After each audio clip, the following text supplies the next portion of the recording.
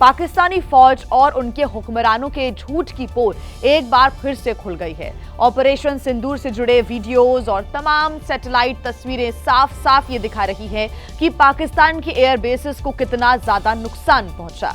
लेकिन पाकिस्तान तो पाकिस्तान है, वो लगातार झूठ बोल रहा है और कह रहा है कि उसके एयर बेसेस को कोई नुकसान नहीं पहुंचा, लेकिन उसकी पोल खुद पाकिस्तानी एयरफोर्स के एक पूर्व एयर मार्शल ने खोल दी है। रिपोर्ट आप देखिए। 10 की सुबह को हुआ, बिकॉज मेरी कुछ लोगों से बात भी हुई। उस बेस के ऊपर 4 surface to surface BrahMos missile आए। सरफेस टू सरफेस या एयर टू सरफेस ये मुझे नहीं पता।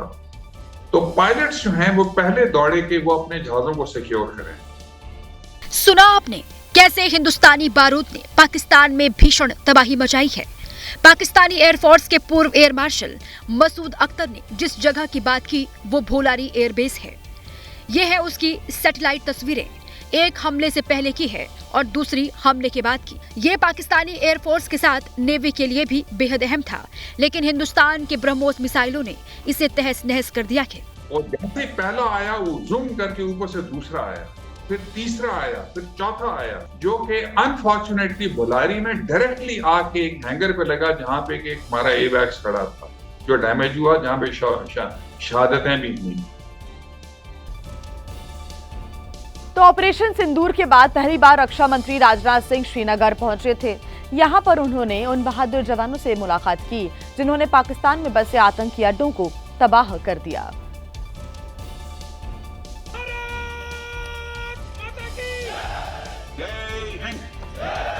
जब देश का रक्षा मंत्री इतनी गर्मजोशी से जवानों से मुलाकात करे तो भला जवानों का हौसला 7वें आसमान पर क्यों ना हो। रक्षा मंत्री राजनाथ सिंह श्रीनगर के बदामी बाग कैंट पहुंचे। यहां उन्होंने पाकिस्तान को धूल चटाने वाले बहादुर जवानों से मुलाकात की और संदेश ये दिया कि पूरा भारत आप पर गर्व कर रहा है। एक तरह से आप समझिए कि मैं एक डाकिया बनकर आपके बीच आया हूं और देशवासियों का संदेश लाया हूं। संदेश यह है कि हमें हमारी सेनाओं पर गर्व है। रक्षा मंत्री काफी वक्त तक जवानों के बीच रहे, उनसे बातचीत की, एक एक जवान से उनका परिचय पूछा, हाथ मिलाकर हौसला बढ़ाया। आतंकियों ने भारतीयों को धर्म पूछ कर मारा तो हमने आतंकियों को उनका कर्म देखकर मारा। उन्होंने धर्म देखकर बेगुनाहों की जान ली, यह पाकिस्तान का कर्म था।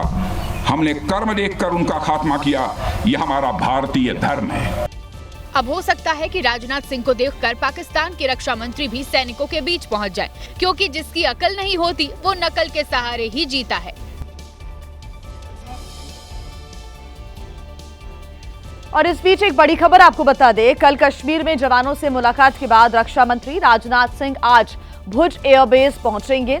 रक्षा मंत्री आज से गुजरात के 2 दिन के दौरे पर रहने वाले हैं। ऑपरेशन सिंदूर की सफलता के बाद आज भुज एयरबेस का दौरा करेंगे रक्षा मंत्री राजनाथ सिंह। साथ ही पश्चिमी सीमा पर सुरक्षा व्यवस्था की भी समीक्षा करेंगे। बता दें कि कल राजनाथ सिंह कश्मीर में मौजूद थे और पाकिस्तान को 2 टूक और बेहद कड़ा संदेश यहां से उन्होंने दिया था। पाकिस्तान का नाम लिया, कभी उसे दुष्ट देश बताया तो कई भिखारियों से उसकी तुलना कर दी। इसके अलावा उन्होंने परमाणु बम को लेकर भी दुनिया को एक अहम संदेश दिया है। भाई ये जो हमने न्यूक्लियर एसिड बना रखे हैं, ये शवरात पर पटाखे फोड़ने के लिए बना रखे हैं। इसी तरह पाकिस्तान ने कई बार परमाणु हमले की गीदड़ भभकी की, लेकिन भारत ने इस ब्लैकमेल की परवाह नहीं की और पाकिस्तान को उसके घर में घुसकर मारा। हमने उनके न्यूक्लियर ब्लैकमेल की भी परवाह नहीं की है। पूरी दुनिया ने देखा है कि कैसे गैर जिम्मेदाराना तरीके से पाकिस्तान द्वारा भारत को अनेक बार एटमी धमकियां दी गई हैं।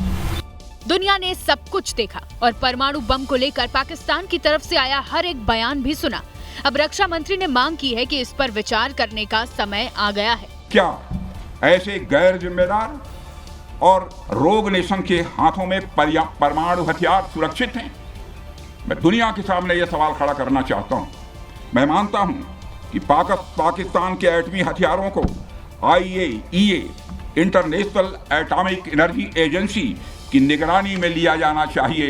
रक्षा मंत्री राजनाथ सिंह ने पाकिस्तान को उसकी औकात भी दिखाई है। उसके बारे में यह भी कहा जा सकता है कि पाकिस्तान जहां भी खड़ा होता है वहीं से मांगने वालों की लाइन प्रारंभ हो जाती है। अभी आपने सुना ही होगा कैसे वह फिर एक बार इंटरनेशनल मॉनेटरी फंड IMF के पास कर्ज मांगने गया। पाकिस्तान की छवि इंटरनेशनल भिखारी की बन चुकी है, लेकिन फिर भी वह अपनी हरकतों से बाज आने को तैयार नहीं है। ट्रंप के बयानों को सुनकर किसी भी भारतीय का खून खौल उठेगा। बीजेपी की सांसद कंगना रनौत के साथ भी ऐसा ही हुआ। उन्होंने भावनाओं में बहकर सोशल मीडिया पर ट्रंप के खिलाफ टिप्पणी कर दी, लेकिन कुछ ही देर में उन्होंने अपना पोस्ट डिलीट कर दिया। कंगना ने सोशल मीडिया पर जो पोस्ट किया था उसमें ट्रंप को लेकर लिखा था कि आखिर ट्रंप के ऐसे व्यवहार के पीछे की वजह क्या हो सकती है। उन्होंने 3 वजह भी गिनाई। पहली वजह में ये बताया कि ट्रंप भले ही अमेरिका के राष्ट्रपति हैं, लेकिन नरेंद्र मोदी दुनिया के सबसे प्रिय नेता हैं। दूसरी वजह में उन्होंने कहा कि ट्रंप दूसरी बार राष्ट्रपति बने हैं, लेकिन नरेंद्र मोदी तीसरी बार प्रधानमंत्री चुने गए। और तीसरी वजह में उन्होंने बताया कि ट्रंप भले ही प्रभावशाली नेता हैं, लेकिन नरेंद्र मोदी प्रभावशाली नेताओं के बाप हैं।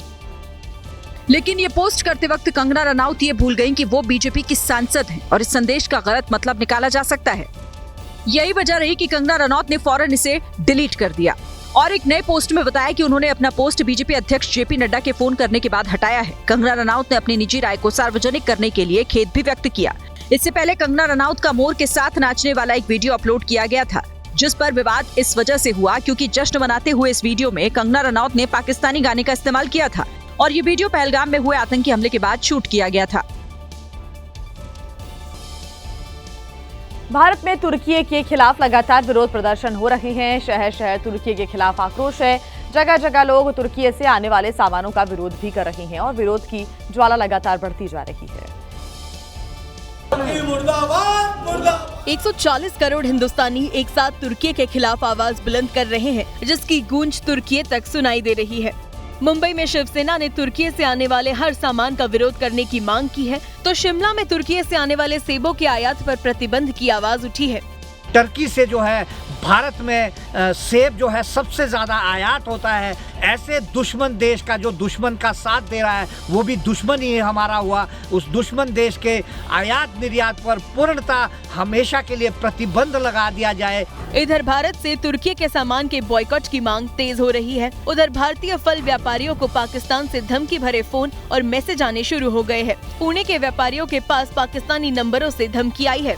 सब रिकॉर्डिंग आई थी, हमने कॉल एक्सेप्ट नहीं किया था। 7-8 मिस कॉल आए उनके, फिर उन्होंने व्हाट्सएप पे रिकॉर्डिंग भेजी सब कुछ।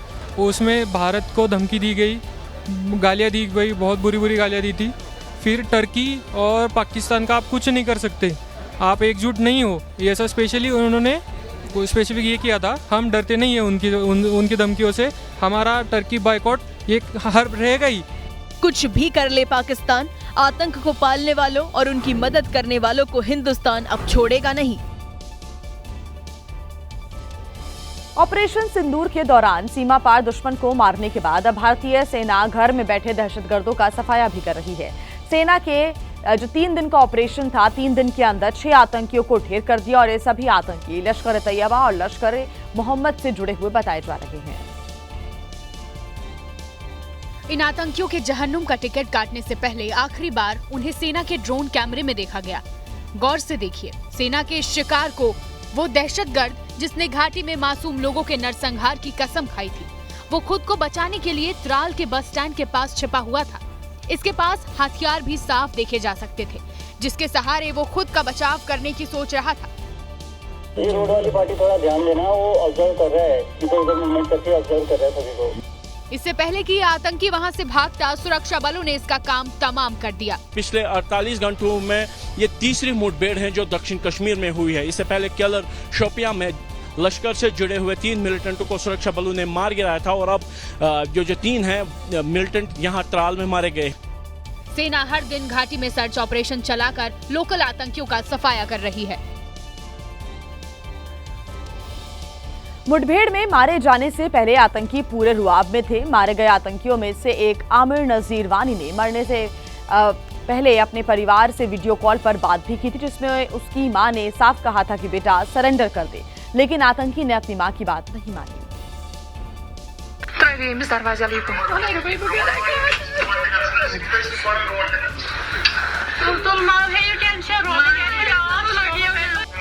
इस आखिरी वीडियो कॉल की रिकॉर्डिंग में एक तरफ चेहरे पर लंबी दाढ़ी और हथियार के साथ आतंकी दिख रहा है, तो कैमरे के दूसरी तरफ उसकी मां और परिवार।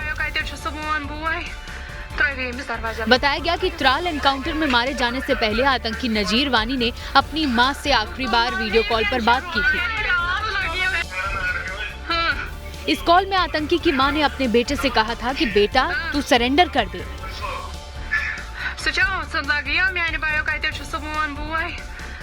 लेकिन आतंकी वानी ने मां की बात नहीं मानी और उसने मां से कहा आने दो सेना को, मैं देखता हूं।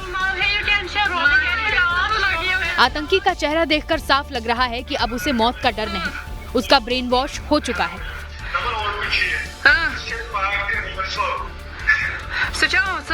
इस कॉल के बाद सेना ने भी आतंकी आमिर वानी का सफाया कर दिया। मां की बात न मानने के बाद उसने सेना पर गोली चलाई, फिर जवाबी कार्रवाई में मारा गया। वीडियो में दिख रही है ना। कोलकाता में सुप्रीम कोर्ट से बर्खास्त किए गए शिक्षक सड़कों पर उतरे, विरोध प्रदर्शन किया तो पुलिस के साथ उनकी जमकर नोकझोंक हुई। इंसाफ की मांग कर रहे शिक्षकों के विरोध से सड़क पर ही महाभारत छिड़ गई। बीती रात कोलकाता में यही मंजर देखने को मिला। भारी संख्या में बर्खास्त शिक्षक अपनी मांग को लेकर विकास भवन के सामने विरोध जता रहे थे।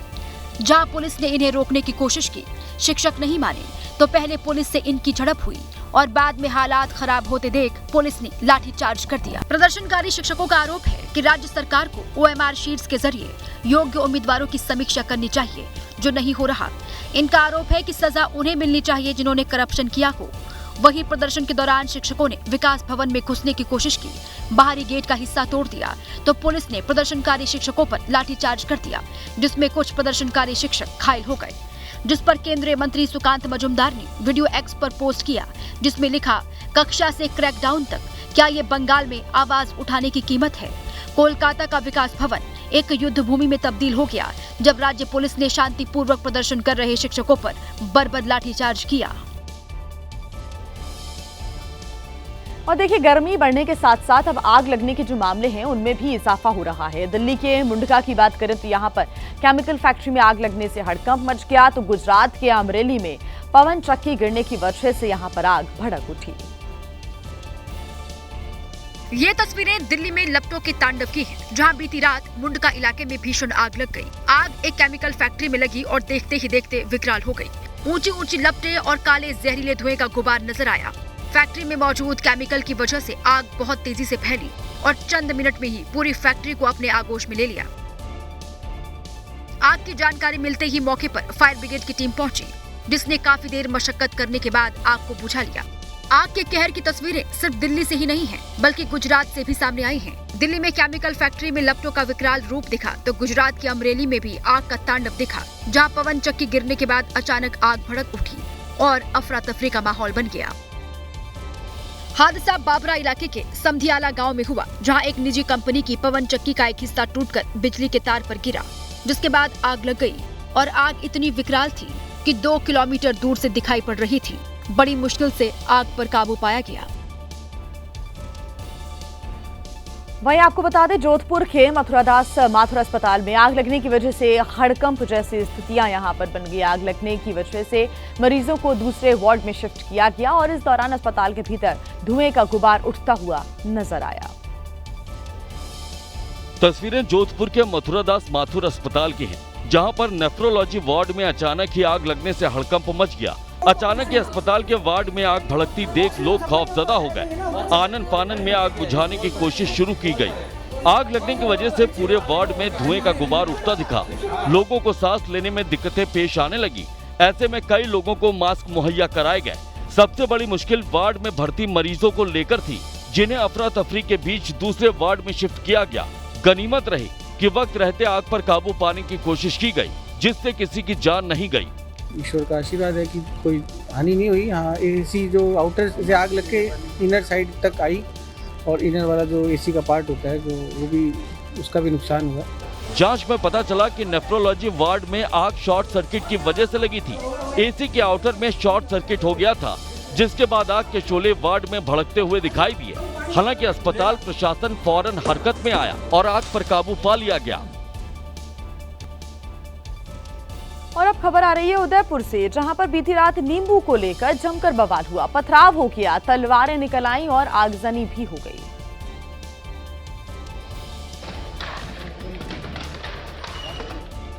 ये आग उदयपुर में तब भड़की जब बीती रात दो गुटों के बीच भिड़ंत हो गई और बताया जा रहा है कि ये आगजनी ये बवाल हुआ सिर्फ 10 रुपए के नींबू को लेकर। घटना शहर के धान मंडी थाना क्षेत्र के भीड़ भाड़ वाले इलाके तीज का चौक इलाके की है, जहां दो गुटों के बीच पहले कहासुनी हुई, फिर पत्थर चले, तलवारें निकल आईं, फिर सब्जियों की दुकान और ठेलों को आग के हवाले कर दिया गया। सबसे पहले क्या हुआ, ये 3 जन आए थे मेन, 3 जनों ने आके 10 रुपए के नींबू लिए थे, 10 रुपए के नींबू के पीछे इन्होंने लड़ाई करी और ये कम से कम 3 जने थे। 3 जने से डायरेक्ट ये 15 जन हो गए। वो 15 जनों ने आके हमला करा। यहाँ पे तो हमारी इकट्ठी हमने भगाया। कम से कम 10 के करीब आइए, 20 जने वापिस आए। कम से कम व्हाइट कलर का रुमाल मान के तलवार वगैरह थी, हाथ में भोकी वगैरह थी। खबर मिलते ही पुलिस मौके पर पहुंची और हालात काबू में करने की कोशिश की। आग की लपटों पर काबू पाने के साथ साथ पुलिस लोगों को समझाती बुझाती भी नजर आई। उदयपुर एसपी और अन्य वरिष्ठ पुलिस अधिकारी भी तुरंत मौके पर पहुंच गए। भारी पुलिस बल तैनात कर दिया गया और लोगों से शांति बनाए रखने की अपील की गई। इस बीच दोषियों के पहचान के लिए सीसीटीवी कैमरों की फुटेज भी खंगाली जा रही है। मध्य प्रदेश सरकार के कैबिनेट मंत्री विजय शाह की विवादित टिप्पणी का मामला तूल पकड़ता जा रहा है। कर्नल सोफिया कुरैशी पर की गई टिप्पणी की वजह से विजय शाह चारों तरफ से घिरे हुए नजर आ रहे हैं। हालांकि उनके इस्तीफे को लेकर पूछे गए सवाल को सीएम मोहन यादव टालते दिखे। कर्नल सोफिया कुरैशी पर अभद्र टिप्पणी करने वाले मध्य प्रदेश के मंत्री विजय शाह की मुश्किल कम होने का नाम नहीं ले रही है। कांग्रेस का कहना है कि विजय शाह का बयान माफी के लायक नहीं है। ऐसे में उन्हें तत्काल प्रभाव से उनके पद से हटा देना चाहिए, जिसे लेकर जब मुख्यमंत्री मोहन यादव से सवाल किया गया तो वो भड़क गए और सवालों की तोप का मुंह कांग्रेस की ओर ही मोड़ दिया। कांग्रेस तो करती रहेगी, कांग्रेस सिद्धारमैया से मांग ले। उनके मुख्यमंत्री रहते हुए कांग्रेस के सारे मंत्रियों पे मुकदमे चल रहे हैं। कांग्रेस केवल बात ही कर सकती है, कांग्रेस को तो अधिकार ही नहीं बोलने का। कांग्रेस ने जितनी बेशर्मी की हदें पार की है आज तक किसी ने नहीं की। केंद्रीय मंत्री डीडी उइके ने भी मामले में विजय शाह का बचाव किया है। निजी राय तो मेरी ये है कि उनकी व्यक्तिगत ऐसी कोई मंशा उस पर नहीं थी कि वो किसी का अपमान करे, लेकिन सरस्वती जी है जो भी उनसे त्रुटि हुई है, उन्होंने लगभग 10 बार सबसे माफी मांगी है।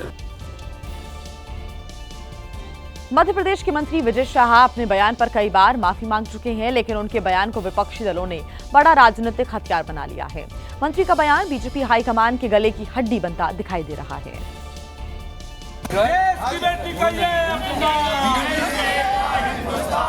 विजय शाह के खिलाफ देश के कई हिस्सों में इसी तरह प्रदर्शन हो रहा है और तमाम राजनीतिक दल उनके बयान की आलोचना कर रहे हैं।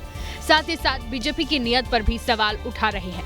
भारतीय जनता पार्टी ने उसको संज्ञान में नहीं लिया, हाई कोर्ट ने संज्ञान में लिया। जो एफआईआर करने के निर्देश मिले वो भी ऐसी एफआईआर करी जिसको रफा दफा किया जा सकता है। विजय शाह का मुद्दा महाराष्ट्र में भी गूंज रहा है और उद्धव गुट के सांसद संजय राउत ने ऐसे बयान दे दिया जो नया विवाद खड़ा कर सकता है। ये जो विजय शाह है ना, तो शाह इसी बात करेगा, कोई भी शाह देशभक्त नहीं है। विजय शाह के बयान पर एनडीए के सहयोगी भी आग बबूला है। बहुत ही शर्मनाक बयान है उनका। मैंने हम लोगों को भी शर्म लगता है कि ऐसे लोग राजनीति में हैं। इंदौर में विजय शाह के खिलाफ कार्रवाई भी देखी गई। वन अधिकार समिति के कार्यक्रम के पोस्टर में विजय शाह की तस्वीर लगी थी, जिसे हटा दिया गया और उनकी जगह पीएम मोदी की तस्वीर लगा दी गई। कर्नल सोफिया कुरैशी पर दिए गए विवादित बयान को लेकर अब मध्य प्रदेश के मंत्री विजय शाह की मुसीबत खत्म नहीं हो रही है कि अब समाजवादी पार्टी के नेता रामगोपाल यादव ने नया विवाद खड़ा कर दिया है। रामगोपाल यादव मुरादाबाद में थे। उन्होंने पहले मध्य प्रदेश के मंत्री विजय शाह की सोच पर सवाल उठाए और फिर खुद अपनी उस सोच को सामने रख दिया जो राजनीति से आगे नहीं उठ पा रही। सबसे पहले आप रामगोपाल यादव के ज्ञान को देख लीजिए। जिस विंग कमांडर व्योमिका सिंह के बारे में वो बात कर रहे थे, उनका सही नाम भी उन्हें मालूम नहीं था। आपको बता दूं कि दिव्या सिंह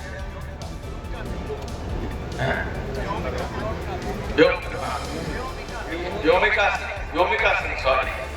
गलत नाम लेने पर समाजवादी पार्टी के कार्यकर्ताओं ने रामगोपाल यादव को टोका और उसके बाद रामगोपाल यादव ने सेना से जुड़े लोगों में पीडीए वाली राजनीति ढूंढ ली। न सिर्फ रामगोपाल यादव ने राजनीति की बल्कि विंग कमांडर व्योमिका सिंह को लेकर जाति सूचक टिप्पणी भी की। व्योमिका सिंह हरियाणा की जाकर और एयर मार्शल भारती पूर्णिया के यादव हैं, तो तीनों तो पीडीए के थे। रामगोपाल यादव की शर्मनाक थ्योरी के बाद कार्यकर्ता ताली बजाने लगे। एक को मुसलमान समझ के गाली दी। कर्नल सोफिया कुरैशी और विंग कमांडर व्योमिका सिंह देश को ऑपरेशन सिंदूर की जानकारी देने के चलते चर्चा में आई थी। इसके बाद पिछले दिनों एयर मार्शल ए.के. भारती भी प्रेस कॉन्फ्रेंस में दिखाई दिए थे। वैसे तो ये सभी 140 करोड़ भारतवासियों का गौरव है, लेकिन नेताओं ने इन्हें भी जातियों में बांटने की कोशिश शुरू कर दी है। रामगोपाल यादव के बयान पर बीजेपी बुरी तरह से भड़क गई है। सीएम योगी ने इस बयान के सहारे समाजवादी पार्टी पर सवाल खड़े किए और इसे तुष्टीकरण की राजनीति बताया है। सीएम योगी ने समाजवादी पार्टी को नसीहत देते हुए सोशल मीडिया पर लिखा, सेना की वर्दी जातिवादी चश्मे से नहीं देखी जाती। सीएम योगी ने रामगोपाल यादव के बयान को सेना के शौर्य और देश की अस्मिता का घोर अपमान बताया। उन्होंने ये भी लिखा कि ये वही मानसिकता है जो तुष्टीकरण और वोट बैंक की राजनीति में राष्ट्रभक्ति तक को बांटने का दुस्साहस करती है। बीजेपी के कई नेता रामगोपाल यादव के बयान पर हमलावर हैं। जाति के आधार पर हमारी वीरांगना का अपमान कर समाजवादी पार्टी ने अपनी नीच मानसिकता और महिला विरोधी सोच को उजागर करने का काम किया है। एक तरफ विजय शाह का बयान है तो दूसरी तरफ रामगोपाल यादव का। मजे की बात यह है कि हर कोई दूसरे की आलोचना कर रहा है। भारतीय सेना की ऑपरेशन सिंदूर पर पूरे देश को गर्व है। ऐसे में वाराणसी के दशाश्वमेध घाट पर होने वाली गंगा आरती के जरिए भी ऑपरेशन सिंदूर को याद किया गया और हिंद के जवानों की बहादुरी को नमन किया गया। ऑपरेशन सिंदूर का जिक्र, जवानों की बहादुरी को सलाम, हाथ में तिरंगा लेकर गंगा आरती, आस्था और देशभक्ति का संगम। वाराणसी यानी काशी, जो प्रधानमंत्री नरेंद्र मोदी का संसदीय क्षेत्र भी है और हिंदू धर्म की आस्था से जुड़ा पौराणिक शहर भी, जहां गुरुवार को हुई गंगा आरती में आस्था और देशभक्ति का संगम देखने को मिला। कुछ युवा ऑपरेशन सिंदूर का पोस्टर हाथ में लेकर गंगा आरती में शामिल हुए, भारतीय सेना के जवानों की बहादुरी को सलाम किया, तो कुछ भारतीय सेना के जवानों की बहादुरी को सलाम करते हुए दिखाई दिए। काशी के दशाश्वमेध घाट पर रोज शाम लोगों का हुजूम गंगा आरती के लिए उमड़ता है, लेकिन गुरुवार की शाम को यहाँ आस्था की रंग के साथ देशभक्ति का जज्बा भी देखने को मिला। बड़ी संख्या में लोग हाथ में तिरंगा लेकर गंगा आरती करते दिखे। युवकों ने हाथ में ऑपरेशन सिंदूर का पोस्टर लेकर गंगा आरती की, सेना के शौर्य और पराक्रम को नमन किया और मां गंगा से ऑपरेशन सिंदूर की कामयाबी के लिए आशीर्वाद मांगा। इस दौरान 1001 दीपों से जय हिंद लिखकर सेना की बहादुरी को नमन किया गया। कुल मिलाकर गुरुवार शाम को हुई गंगा आरती में देशभक्ति के संग आस्था के रंग की अद्भुत छटा देखने को मिली।